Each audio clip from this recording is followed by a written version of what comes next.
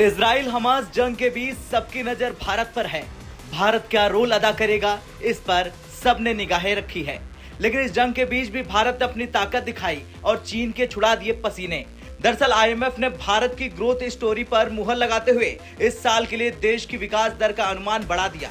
अप्रैल जून के दौरान उम्मीद से ज्यादा खपत होने की वजह से अनुमान में इजाफा किया गया। आईएमएफ ने अपने ताजा अनुमान में भारत की विकास दर का अनुमान बढ़ाकर 6.3% कर दिया।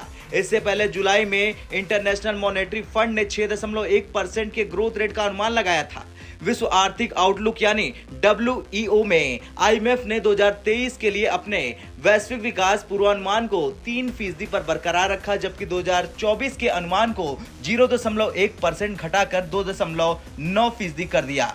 आईएमएफ से पहले इस महीने की शुरुआत में विश्व बैंक ने भी भारत की आर्थिक विकास दर का अनुमान 6.3% कर दिया था। वहीं वित्त मंत्रालय और आरबीआई को भरोसा है इस साल भारत की विकास दर 6.5% रहेगी। बीते हफ्ते मॉनेटरी पॉलिसी कमेटी की बैठक में आरबीआई गवर्नर शशिकांत दास ने भी इसका अनुमान जताया था। आईएमएफ की रिपोर्ट में महंगाई को लेकर भी राहत भरी खबर आई है।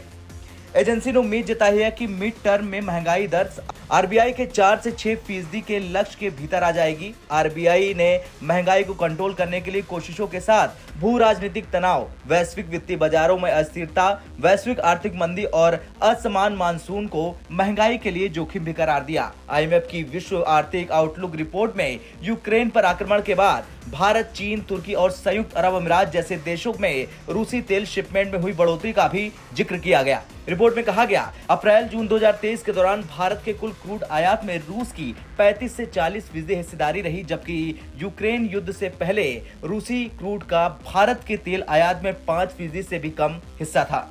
खैर, इसके साथ ही भारत की तरफ से खासकर यूरोपीय यूनियन को किए जाने वाले पेट्रोलियम प्रोडक्ट के निर्यात में हुई बढ़ोतरी का भी आईएमएफ की रिपोर्ट में जिक्र किया गया है।